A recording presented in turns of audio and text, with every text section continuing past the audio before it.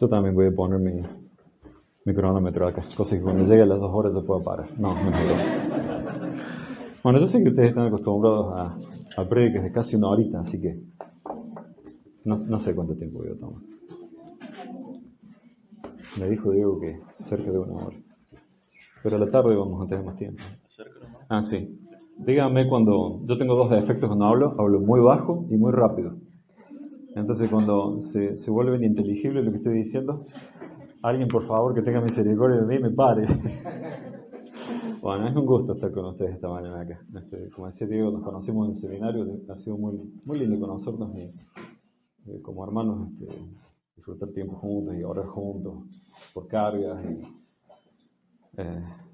bueno, también es un gusto conocerlos a ustedes un poco más, porque no los conozco tanto, pero quiero conocerlos más, excepto por algunos de ustedes que somos amigos hace muchos años. Sí, así que, bueno, es un placer para mí.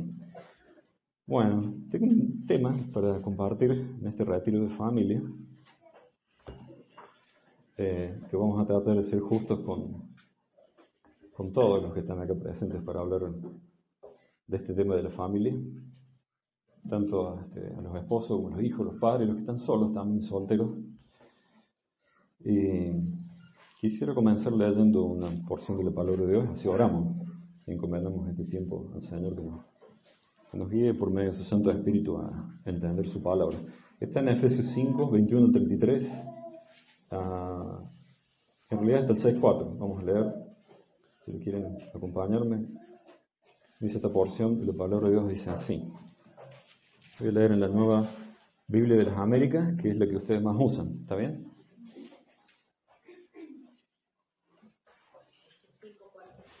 Efesios 5, 21 hasta el 6, 4. Lo voy a leer en la Nueva Biblia de las Américas. ¿Es la que más usan? ¿Está bien? Sí. Bien, bárbaro. ¿Alguien tiene Reina Valera? Sí. Bien, ok. Bueno, lo voy a tener en cuenta. Vos sos de los míos, Juan, que es Reina Valera. Sí. Sí, resistimos el cambio duramente. Sí. Bueno, dice así, del 5:21. Un minuto. Sométanse unos a otros en el temor de Cristo.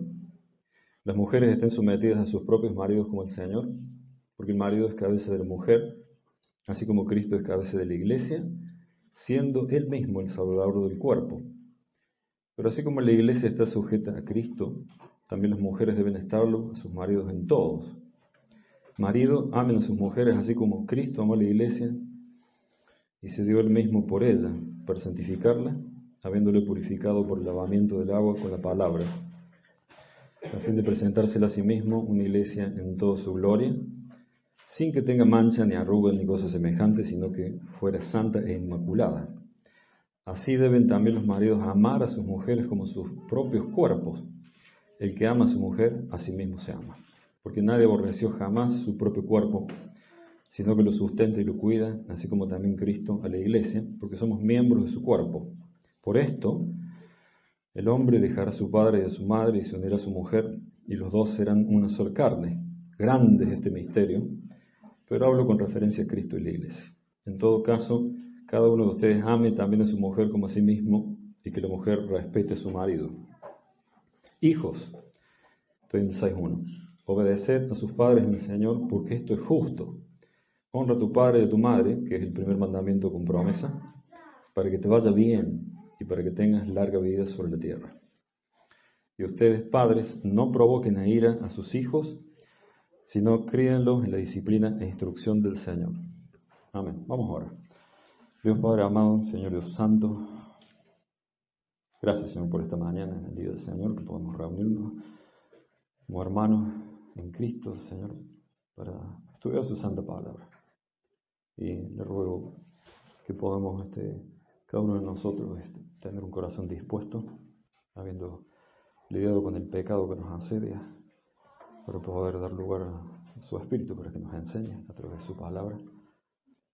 Le ruego que nos permita discernir, Señor, acerca de este tema del sometimiento mutuo entre hermanos en Cristo, unos a otros, dentro de la iglesia, para aprender a vivir como un cuerpo, una comunidad santa que dé gloria a su nombre y nos permita ser testigos fieles suyos en un mundo que no le conoce, pero en los cuales hay personas que usted llama a salvación y queremos servirles de esta manera, dando gloria a su nombre.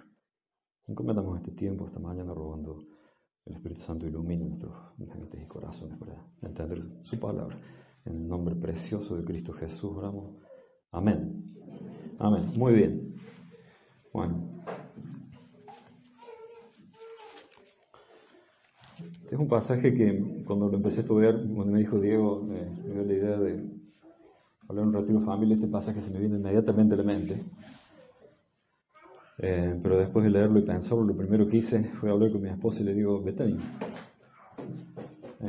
¿qué te parece si hablo de esto? Porque es un pasaje para un hombre, pero una esposa muy desafiante. Y me dijo, sí, tenés que hacer esto. Estábamos los dos de acuerdo en hablar acerca de este tema. Y la verdad, honestamente, se fue hace 3 meses, o sea que han sido 3 meses largos de tortura estudiando esto. Gracias, Diego, pero han sido muy buenos para mí. He aprendido mucho más en estos 3 meses acerca de este tema que durante toda mi vida estudiándolo. Así que gracias, en serio. No es irónico, sino que la verdad que me viene muy bien. Quería empezar por el principio, por este tema. Hay mucho que decir, mucho que hablar. Gracias a Dios que tenemos dos momentos, 2 en el día para poder charlar, pero a mí me gusta ir siempre al principio de las cosas. Y fíjense que Pablo en este pasaje, en un momento, para explicar este profundo milagro profundo misterio, digamos, de lo que es el matrimonio y la unión entre hombre y mujer, va a Génesis. Va de vuelta a Génesis, ¿no? El versículo 31 dice, el 30 dice, pues somos miembros de su cuerpo. Y dice, por esto el hombre dejará a su padre y a su madre, se unirá a su mujer, y los dos serán una sola carne. Bueno, está hablando de que los cristianos somos miembros del cuerpo de Cristo, pero va a vuelta a Génesis para citar el matrimonio como Dios lo creó al principio. ¿Y qué significará esto? Bueno, el mismo apóstol Pablo dice, grande es este misterio, pero hablo con referencia a Cristo y la iglesia. Hay algo que tiene que ver con Génesis ahí, así que vamos a ir a Génesis. Vamos a ir de regreso a Génesis. A ver qué pasó ahí. ¿Qué pasó ahí? ¿Por qué Pablo ahora va a tener que hablar del sometimiento y le va a pedir a las mujeres que se sometan a sus esposos, pero los maridos para que las amen? ¿No se dieron cuenta de eso? Qué interesante que es. Porque este pasaje después vamos a ver un poco en su contexto en Efesios, pero habla de someterse unos a otros en el temor del Señor, o sea, habla de todos. Después va a citar algunos ejemplos.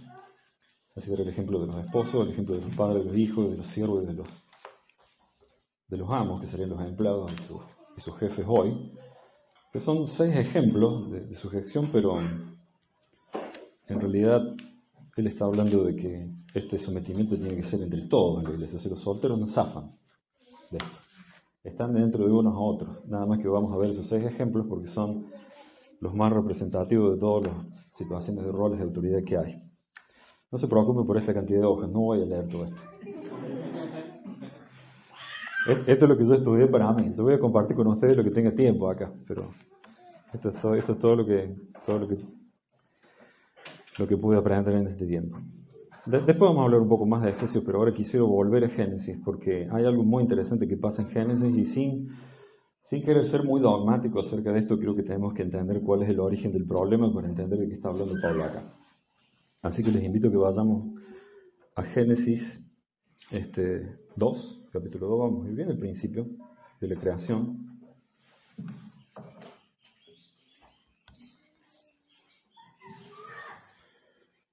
Ya les digo cuál. Génesis 2:18, donde Dios crea la familia. Él crea la familia ahí.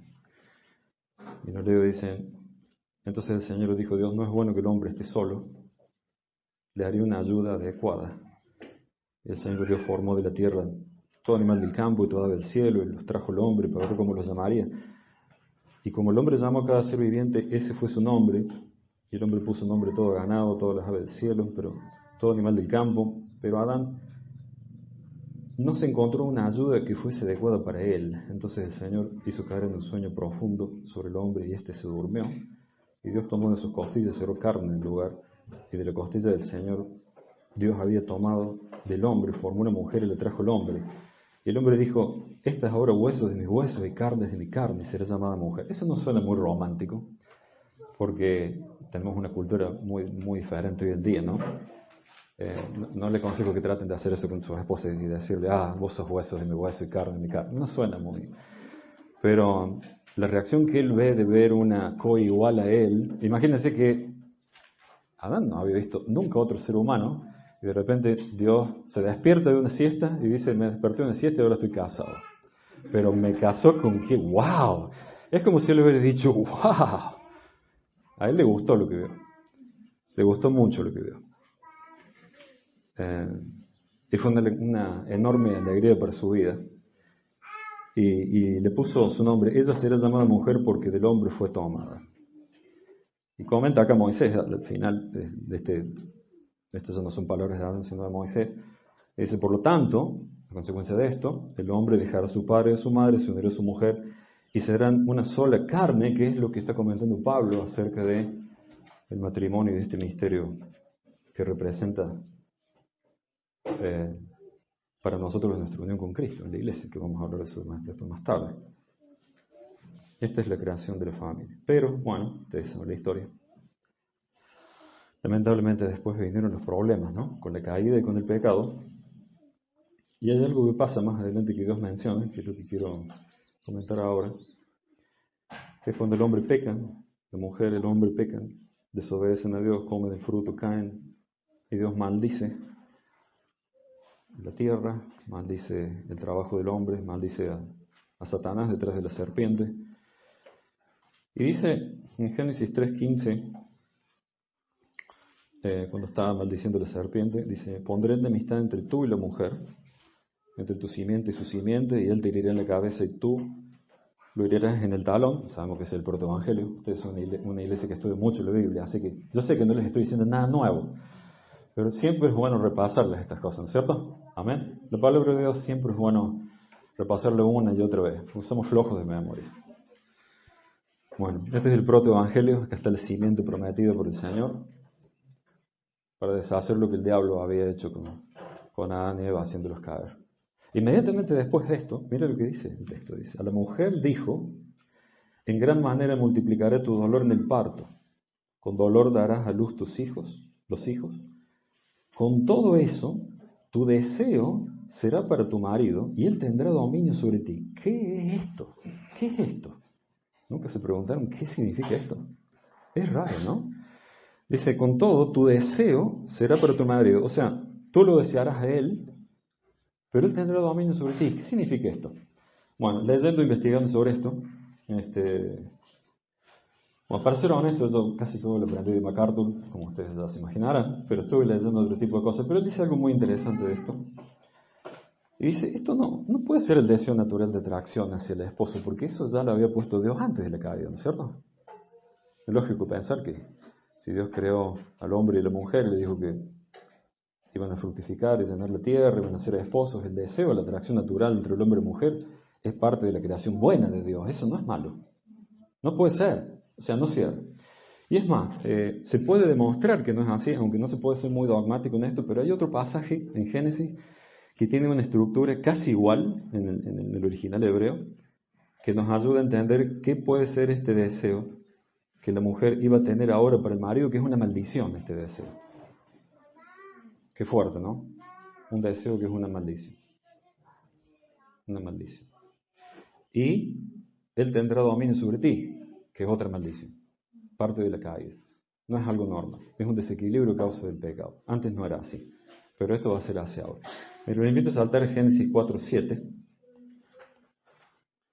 Que en la Nueva Biblia de las Américas lo vamos a tener que explicar un poco más, porque no es tan claro ahí como está escrito en Reina Valera, es un poco más claro. Vamos, Juanca, Reina Valera. Pero vamos a hacer un esfuerzo para poder entenderlo por qué es parecido esto ahí. Fíjense, está hablando de Caín, ¿cierto? Caín se había enojado porque tenía celos de Abel, porque Dios aceptaba su ofrenda y no la de él. Y en el 4:6 dice, entonces el Señor dijo a Caín, ¿por qué estás enojado? ¿Por qué se ha demudado tu semblante? Si haces bien, no serás aceptado, pero si no haces bien, el pecado yace a la puerta y te codicia, pero tú debes dominarlo. Mire, en el hebreo la estructura de la frase es idéntica, solamente que cambian los pronombres para hablar del pecado hacia Caín y de Caín hacia el pecado. ¿Sí? Vamos a tratar de explicar esto un poquito. Voy a usar mis machetes acá para ayudarme. En el pasaje de 3:16 dice que la mujer iba a tener un deseo hacia Adán, pero Adán la iba a dominar. Y acá está diciendo que el pecado iba a codiciar a Caín, pero Caín debía dominarlo él. Esa es la forma, ¿se dan cuenta? De la misma, o sea, Eva iba a querer controlar a Adán de la misma manera que el pecado quería controlar a Caín. Entonces vemos que es un deseo pecaminoso de querer controlar, de querer subyugar. Ese es el tipo de deseo controlador que la mujer iba a tener ahora, Eva, sobre el hombre, pero el hombre iba a imponer un dominio sobre la mujer, que no es bueno tampoco, digamos, porque después se iba a transformar en algo que es violento con el tiempo.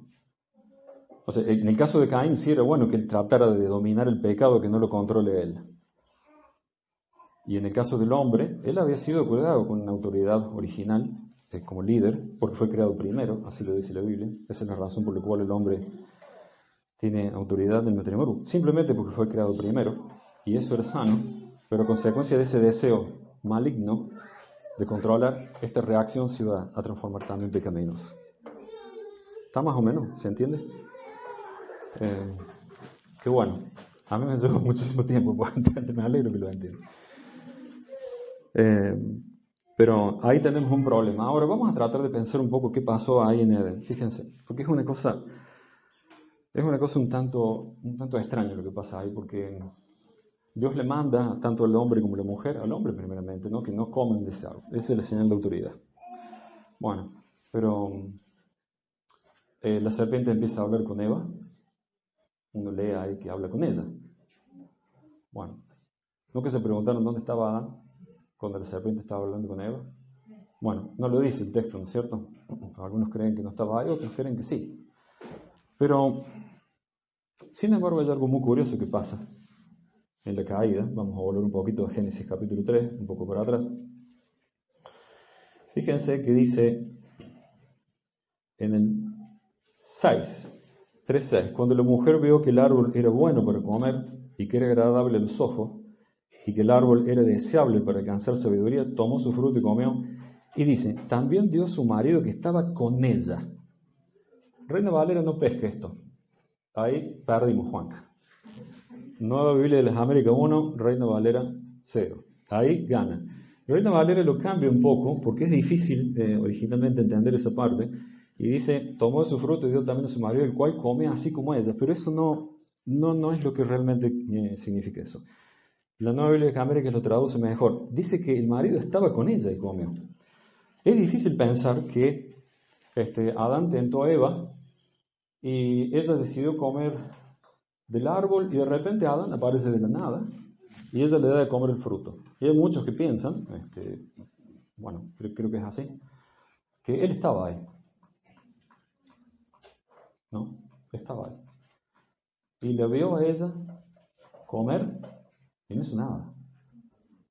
No hizo nada. No es casualidad que después la Biblia hable del pecado de Adán, no del pecado de Eva. ¿Cómo puede hablar la Biblia del pecado de Adán si Adán no estaba ahí?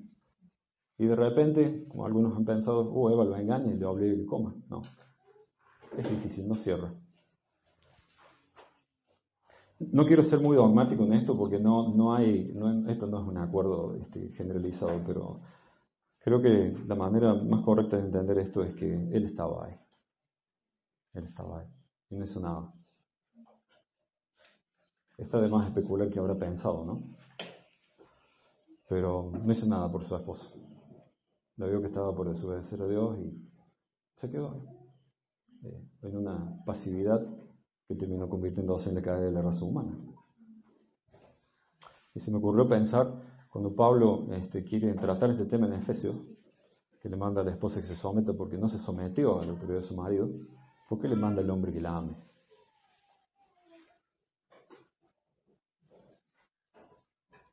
¿Por qué no le dice al hombre que se someta y le dice que la ame?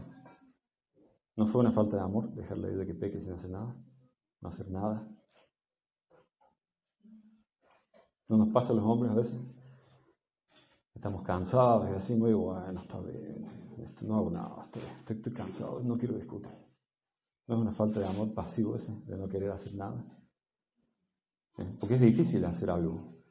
Requiere muchas energías nosotros para lidiar con problemas con la esposa, pero no hacerlo es un pecado, es falta de amor. Eso es lo que puedo entender de este pasaje.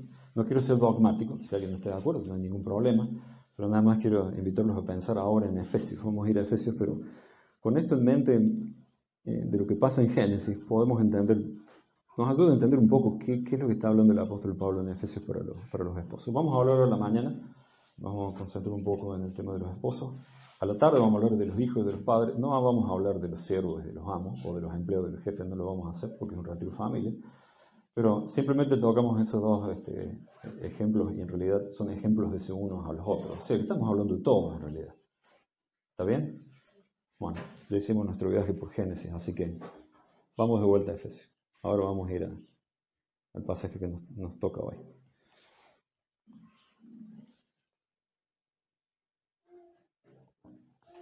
Vamos a ir.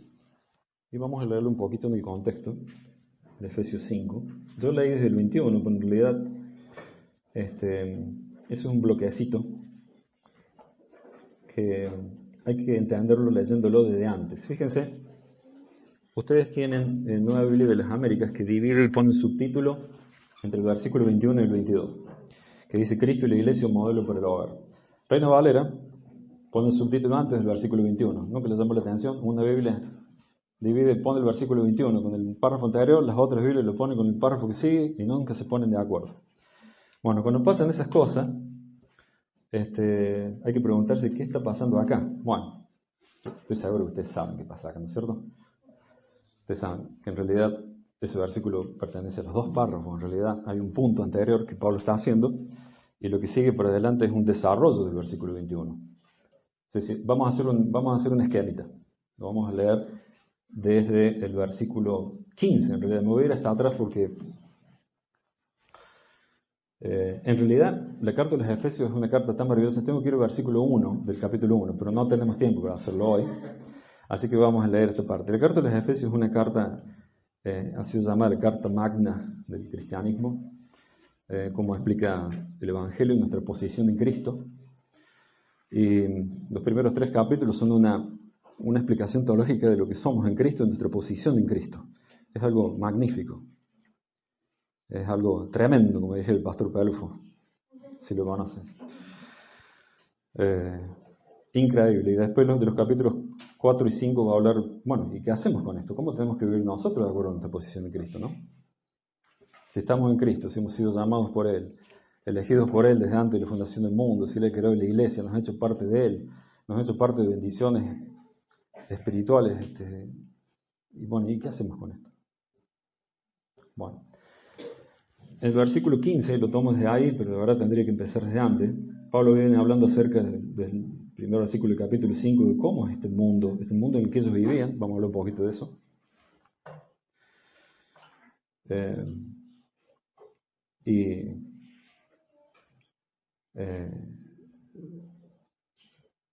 Realmente el contexto en el cual estos cristianos vivían en Éfeso era un contexto, era terrible vivir en el mundo greco-romano, particularmente en una ciudad como Éfeso. Hoy en día, si les parece que este mundo es corrupto, si hay maldad, si hay todo tipo de perversión y problemas, lean un poco de historia acerca del mundo greco-romano y la verdad que es un momento que uno ya no quiere leer más de las barbaridades de la forma en que se vivía.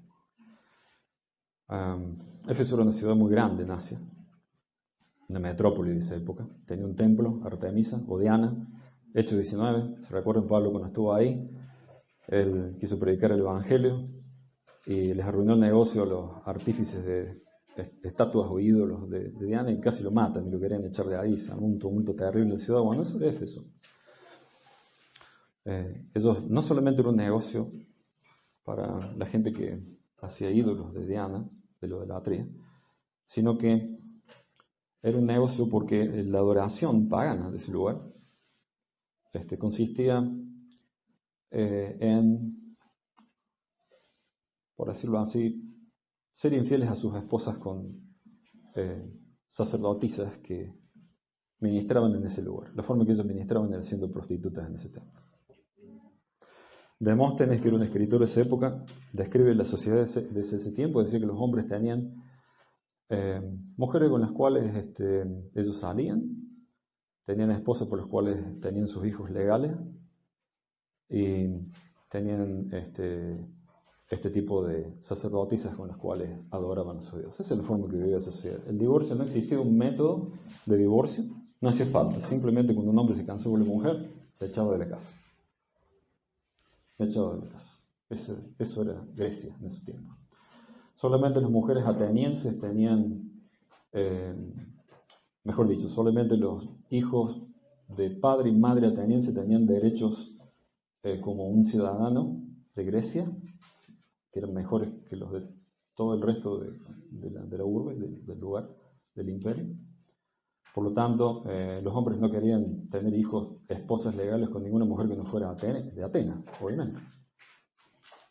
Así que el resto de las mujeres que no eran de Atenas tenían un nombre, los griegos les llamaban las otras a las mujeres. Estaban las mujeres de Atenas y las otras.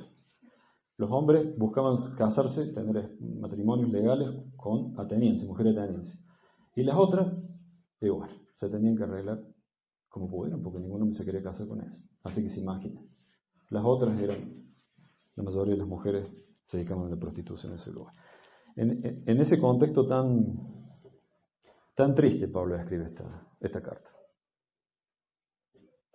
Así que, si en Argentina las cosas están mal, bueno, en Grecia no sé si estaban peor o mejor, la verdad que no sé. No, es muy difícil compararlo, ¿no? Una cosa con otra, pero lo que uno lee de la historia es triste, es feo. Y sin embargo, mira lo que escribe Pablo, ¿no? Dice en el 12, es vergonzoso no hablar de las cosas que ellos hacen en secreto. Y en el 13, pero todas las cosas se hacen visibles cuando son expuestas por la luz, pues todo lo que se hace es visible a la luz. Por esta razón dice, despiértate tú que duermes, y levántate entre los muertos y te alumbrará Cristo. Por tanto, ahora sí, va a tener una serie de imperativos acá Pablo, ¿habla? Por tanto, tengan cuidado cómo andan, dice Pablo. Tengan cuidado cómo viven, significa. No como insensatos, dice, sino como sabios. O sea, ese estilo de vida era un estilo de vida insensata. Entonces, ¿sabios qué será? Para Pablo acá. Dice, aprovechando bien el tiempo, porque los días son malos. Dice, no sean necios, ese es el otro imperativo, no sean necios. Entonces, si no vamos a ser necios, ¿qué es lo que tenemos que hacer? Entender cuál es la voluntad de Dios. Eso es no ser necio, eso es ser sabio. Eso es entender cuál es la voluntad de Dios. Y después dice Pablo, y no se embriaguen con vino, en lo cual hay disolución, sino sean llenos del Espíritu. Esta es la clave de todo esto. Después vamos a volver acá, porque esta es la clave de todo esto. Es realmente de lo que se trata toda esta sección. ¿Por qué dice no se embriaguen con vino? ¿Por qué usa esa figura Pablo? Bueno, el vino, usted sabe, se embriaga, toma control de uno.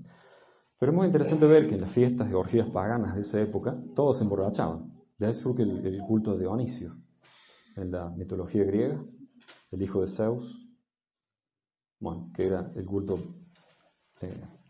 al cual después los romanos copiaron y le llamaron Baco, y hacían sus templos de Baco por todo el imperio romano, hasta los confines del imperio romano, y se dedicaban a emborracharse, y después, claro, cuando estaban borrachos y habían perdido toda sensibilidad de lo que hacían, se dedicaban a hacer sus fiestas y sus actividades que, habiendo perdido toda sensibilidad y toda vergüenza, eran capaces de cometer todo tipo de hechos vergonzosos de los cuales Pablo decía acá. Entonces Pablo está usando esa figura de esa época, diciendo no se embriagan con vino, en lo cual hay disolución. Claro, uno hace cualquier cosa, el borracho hace cualquier cosa. Pero en vez de eso, sean llenos del Espíritu. Déjense llenar por el Espíritu, déjense controlar por Él. Déjense controlar por Él. Eso significa, no dejen que el vino, no tomen vino para que el vino tome control de la mente de ustedes. Antes dejen que el Espíritu los controle a ustedes. ¿Y eso cómo se ve? Bueno, lo que sigue acá, si bien parece que seguir hablando imperativo, esto a veces es un poco confuso, porque uno viene leyendo el libro, esta parte parece que fueron todos imperativos, pero en realidad, cuando dice hablen entre ustedes, no es que cambió de tema Pablo de ahí en adelante, sino que está haciendo referencia, sin entrar en detalles sobre la gramática griega porque es muy aburrido, pero se está refiriendo a ese ser llenos del Espíritu Santo, cómo se refleja eso en la vida de una persona. Dicen, fíjense, ese ser lleno del Espíritu Santo es imperativo, se refleja en la persona porque esa persona, cuando está así, empieza a hablar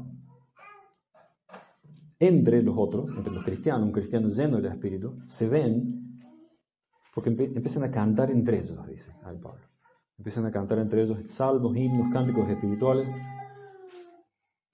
Por eso, cuando empezaron a cantando, me encantó poder cantar al principio. Es una forma que se ve eso. Una congregación en la cual los cristianos lidian con el pecado, están llenos del Espíritu y quieren cantar. Es hermoso cantar en una congregación. Eso muestra quién nos controla a nosotros, quién controla nuestro corazón. Pero cuando uno está mal, veo que no puede cantar. Bueno, algunos sí, pero no les sale muy bien, ¿no? No sale muy bien cuando uno está bien. Pero cuando uno está bien con el Señor, uno canta de alegría. Eso es una forma que se refleja algo que es interno. Porque Pablo lo pone acá porque no hay forma de hacer cuenta. A veces hoy la gente le llama ser lleno del Espíritu cosas muy extrañas, ¿no? Estamos viendo alrededor nuestro. Gente que se tira al piso, se ríe, hace cosas muy extrañas acerca de este tema de ser lleno del Espíritu Santo. Pero eso no tiene nada que ver. ¿Cuáles son las muestras de esa llanura? Bueno, son estas palabras que se ven después acá adelante que lo describen. Uno tiene deseo de cantar, alabar al Señor, dar gracias por todas las cosas. Y ahora vamos al tema de hoy. Y el otro tema que sucede, el quinto tema que sucede, que se muestra acá, dice, queremos estar sometidos unos a otros en el temor de Cristo. ¿Qué es esto? ¿Qué es esto? ¿Qué significa esto? Bueno,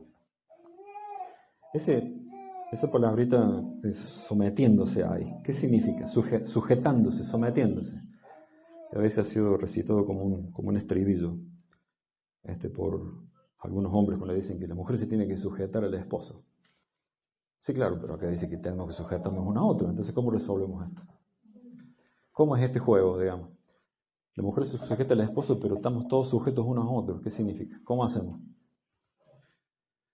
Bien, de eso vamos a hablar. Ese va a ser el foco de esta parte de una vida llena del Espíritu, que tiene que ver con el sometimiento, que es una clave, es muy importante en lo que es la vida familiar. En general en las iglesias, en la familia, tanto entre esposos, esposas, padres, hijos, entre empleados, incluso los solteros que no están casados, siempre van a tener alguna figura de autoridad por encima de ellos.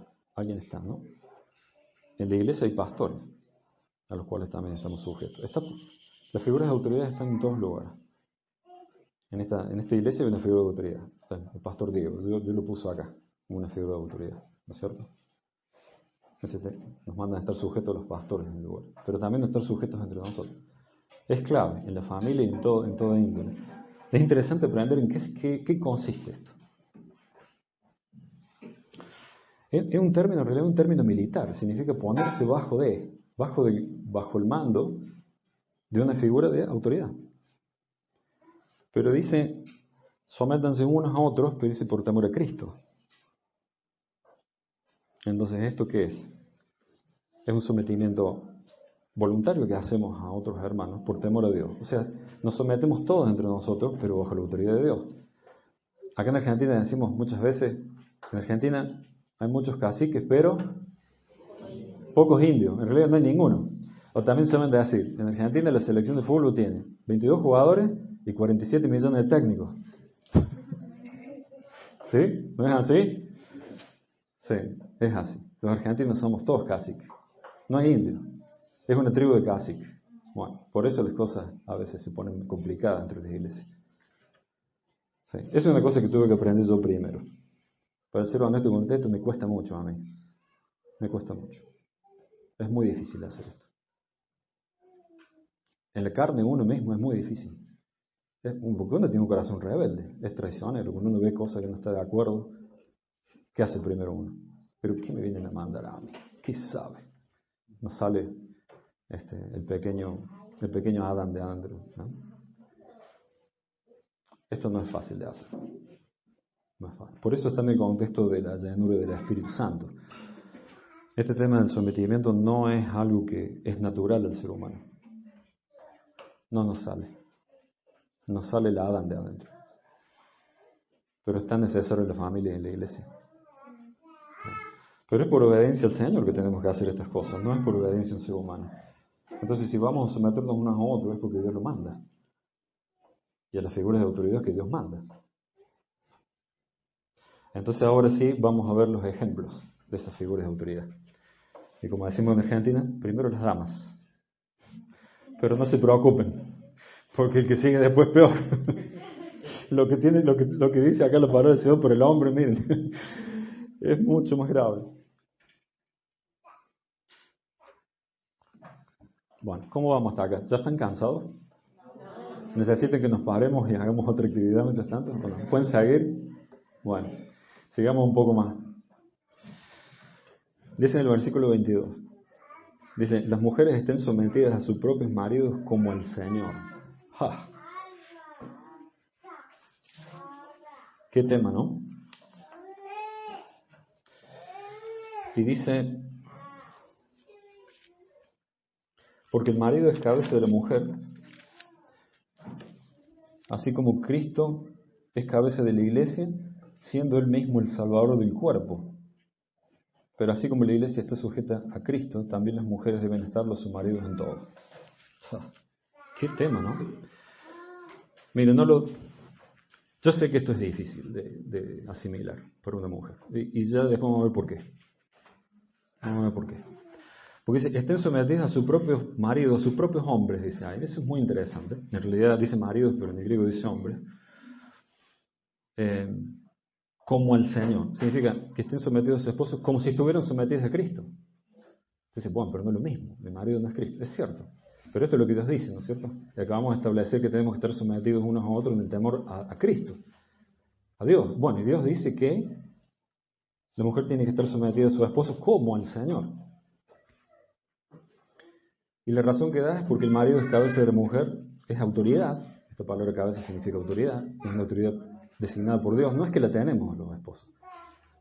No tenemos autoridad propia, digamos, es delegada. Dios da esa autoridad. Así como Cristo es autoridad sobre la iglesia. Dice, siendo él mismo el Salvador del cuerpo. Acá hay una cosa muy interesante en este texto. Porque dice que las mujeres tienen que estar sometidas a sus propios hombres. Suena mal eso en español, ¿no? Nunca decimos eso. ¿Quién es este fulanito? Bueno, él es su hombre. Suena raro, ¿no? Suena como no es una relación formal, como si no fuera el esposo realmente. Suena como algo raro. Pero, por ejemplo, yo digo, o podemos decir muy habitualmente, ¿quién es ella? Ah, ella es mi mujer. Y está todo fantástico. Es mi esposa, ¿no? ¿Qué se nos coló ahí en el idioma español? Se nos coló el machismo ahí en el idioma español.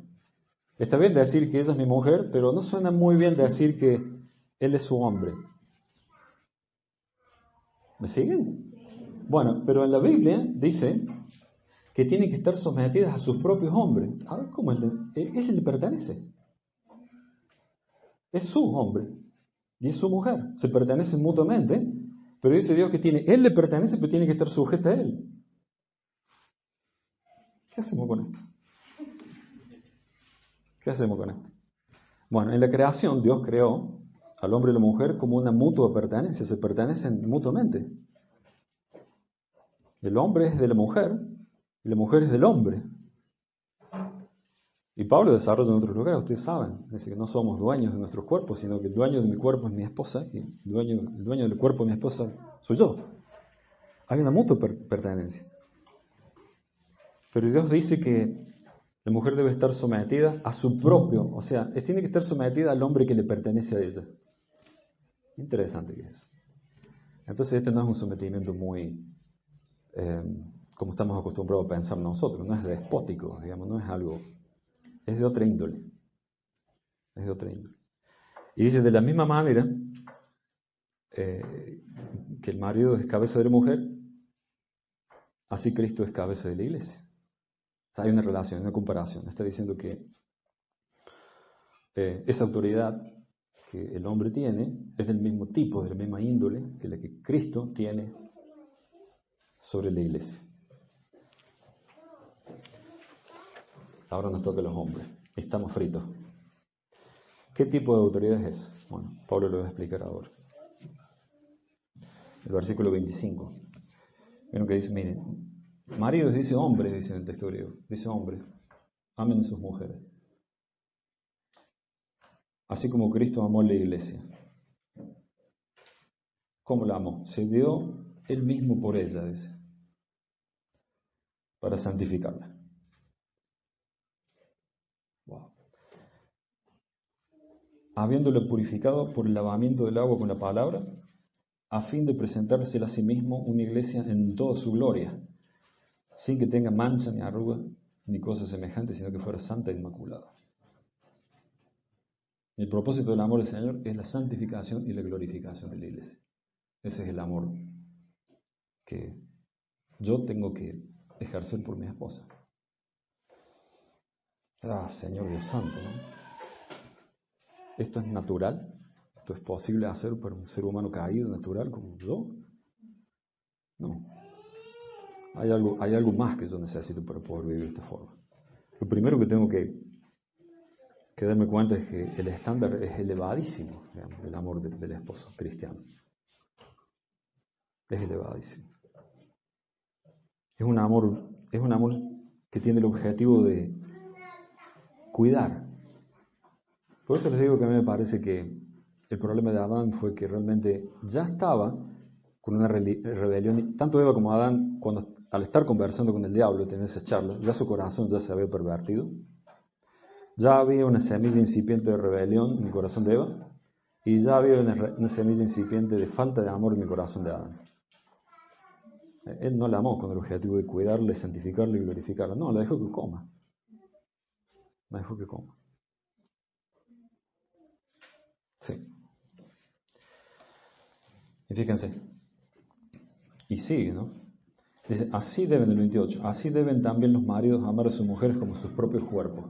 Bueno, si el cuerpo de Cristo es la iglesia, la cual Él murió para santificarla, para presentársela a sí mismo en toda su gloria, ese que tiene que ser la misma actitud del amor del marido. O sea, la mutua sujeción se va a mostrar en un marido que ama de esa forma. O sea, yo tengo que estar dispuesto a morir por mi esposa para satisfacer sus necesidades de toda índole. Es un amor sacrificial. Dice, el que ama a su mujer, a sí mismo se ama. A sí mismo se ama. Porque nadie aborreció jamás su propio cuerpo, sino que lo sustenta y lo cuida, así como también Cristo sustenta y cuida la iglesia. Es la misma idea. Uno cuida su cuerpo, los hombres cuidamos el cuerpo, ¿no? Vamos al gimnasio, nos afeitamos, nos cortamos el pelo, cuidamos, nos gusta tener una linda apariencia. Algunos de una forma, de otros de otra. Nadie aborrece su propio cuerpo, ¿no? Bueno, hay algunos, pero esas personas están en psiquiátrico, digamos, pero un hombre normal no aborrece su propio cuerpo. Le llena bien su panza con un asadito y otras cosas. Sí, cuidamos muy bien nuestro cuerpo, de alguna manera. Bueno,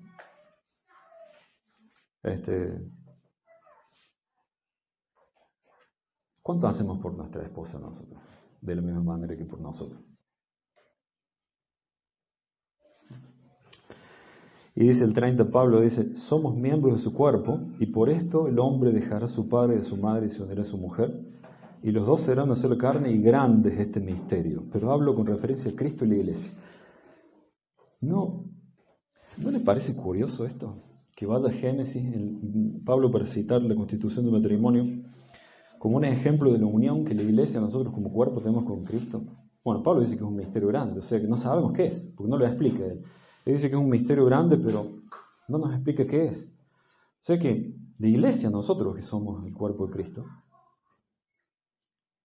tenemos una unión con Él espiritual, de la cual el matrimonio es una figura, es una representación del mismo tipo, aunque no lo podamos entender.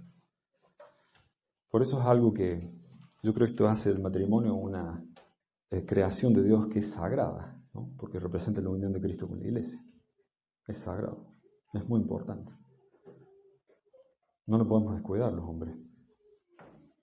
No le vamos a poder, no podemos hacer nada prácticamente los cristianos si descuidamos nuestro matrimonio. Nada, no servimos para nada. De hecho, como pastor ni hablemos, por eso una de las características de los requisitos, digamos, necesarios por el pastorado de los hombres que sepan cómo amar, cuidar a sus esposas, a una sola esposa, y sepan cuidar a sus familias, ¿no? Si no hacemos eso. Pero más allá de eso, digamos, es un requisito para todo cristiano, ¿no? ¿O no? ¿Sí o no? Bien, me quedo tranquilo. Es un requisito para... Bueno, los solteros no zafan, ¿eh? Después vamos a hablar un poco de paso de eso, porque están dentro de unos a otros. No se crean que zafan. Pero ahora nos tocan a nosotros, los esposos y las esposas, porque de ahí parte todo, de ahí empezó todo. Todo empezó con un esposo y una esposa en Edén. Bien. Bueno, ahora, ¿cómo hacemos para vivir de esta forma? No, todo muy lindo, Roman, lo que estás leyendo, muy, muy hermoso la palabra de Dios. ¿Cómo hacemos esto? ¿Cómo lo ponemos en práctica? Yo les cuento mi experiencia con esto, estudiando esto. Fue devastadora para mí esta experiencia. Deprimente. Bueno, Diego me conoce, yo me deprimo y empiezo a leer estas cosas y te digo, te llamo Diego, tenés tiempo para tomar un café. Soy un desastre, ven, y voy a hablar un rato con vos y descargarme de las cosas. Bueno, ¿saben qué? Yo creo que nos hace falta eso a los hombres, de agarrarnos la cabeza y ser sinceros acerca de nosotros mismos. Porque el estándar que Dios nos ha llamado a vivir es muy alto. Pero hay un tema acá que tiene que ver con el hecho de que esto no lo podemos hacer nosotros solos. Esto es imposible. No se puede.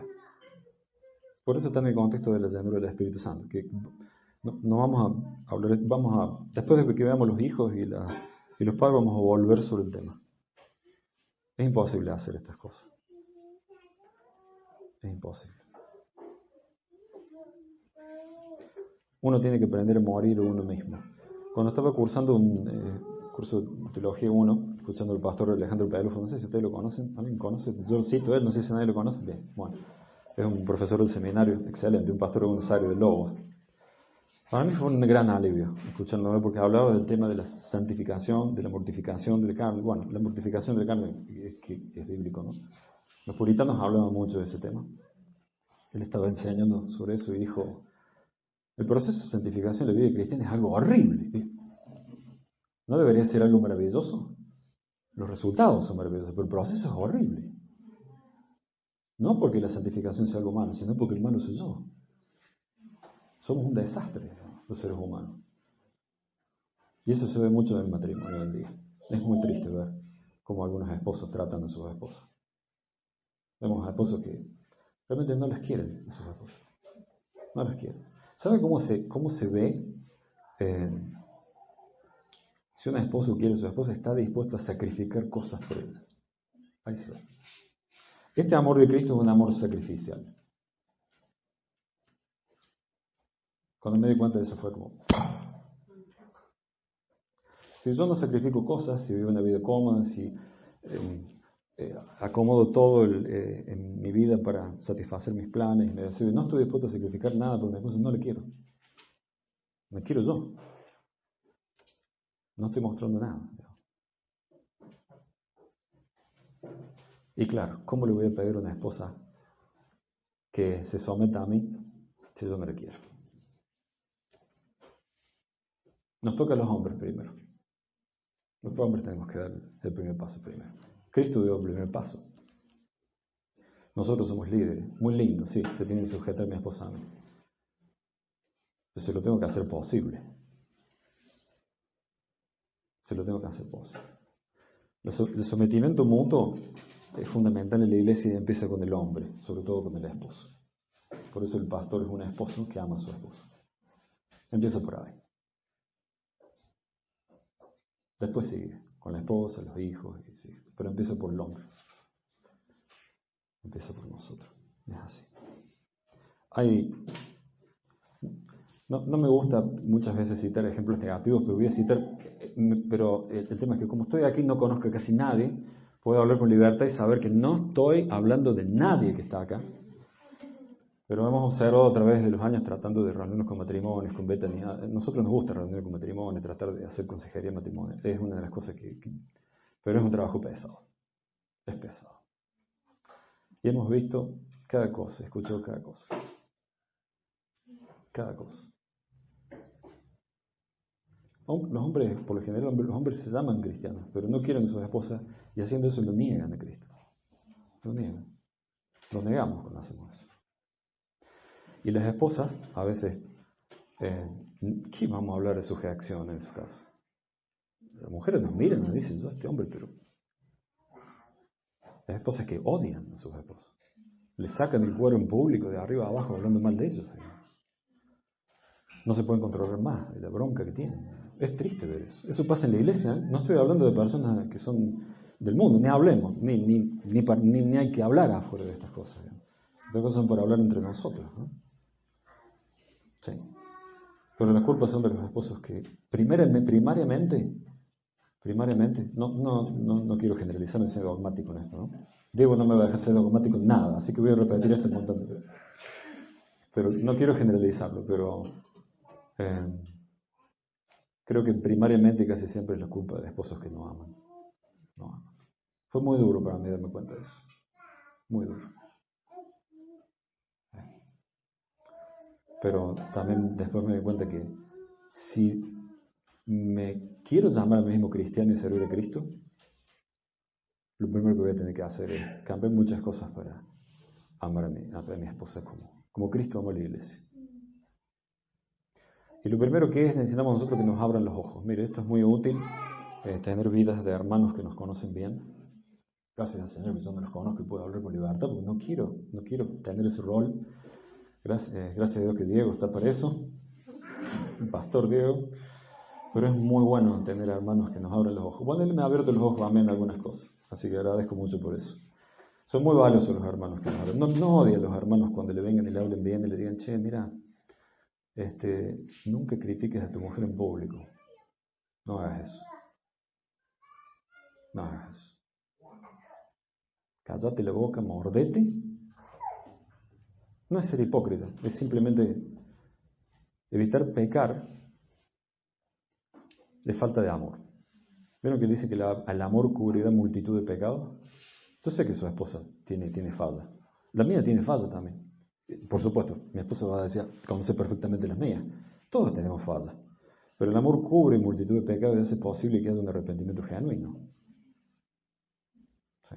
Si nos dedicamos a criticar y como decía, había un tal general MacArthur, más famoso del ejército norteamericano, que dijo, el que quiera casarse tiene que ser un experto en el arte de la guerra, dice.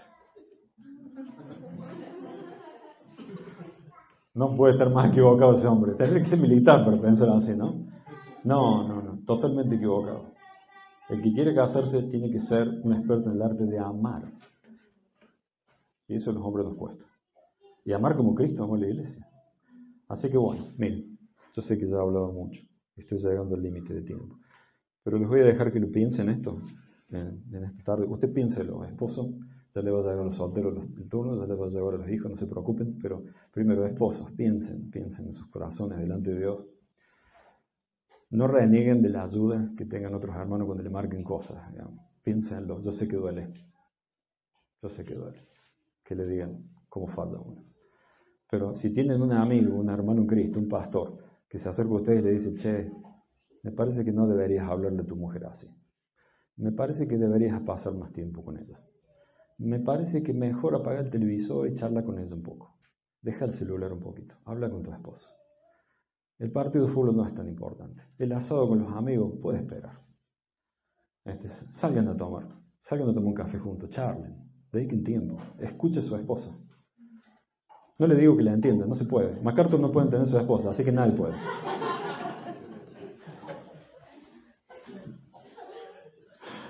Fue un gran alivio para mí escuchar eso.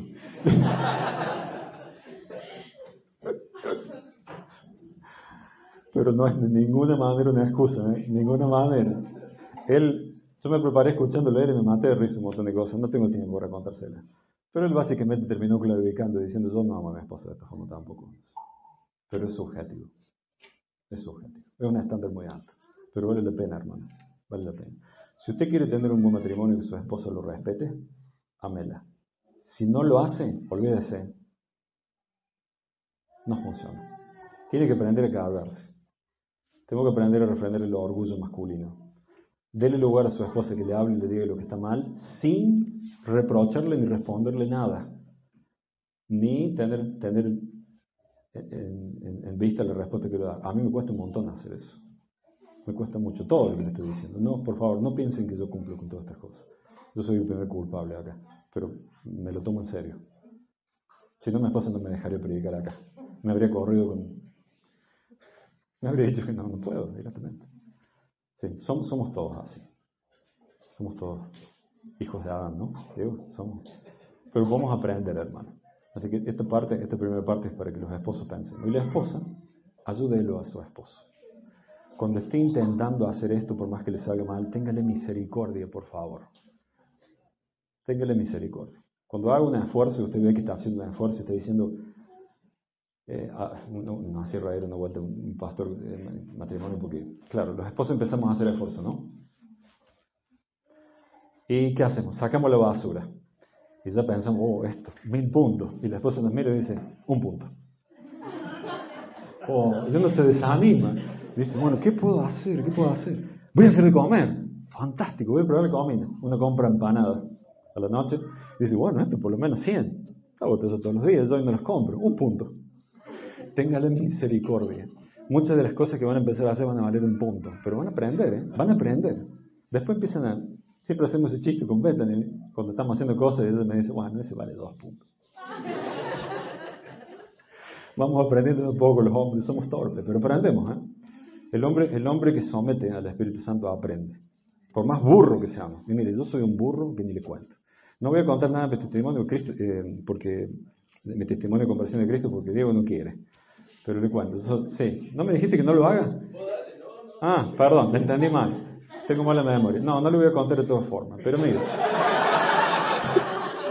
Yo quería echarte la culpa a vos, me lo reí. Mira, yo soy un tizón arrebatado de un incendio, se lo voy a decir. Un desastre, absoluto. Y hoy, por la gracia de Dios, Señor, porque es bueno, me da una familia, una esposa, hijos, familia. ¿Sí? Si el Señor pudo hacer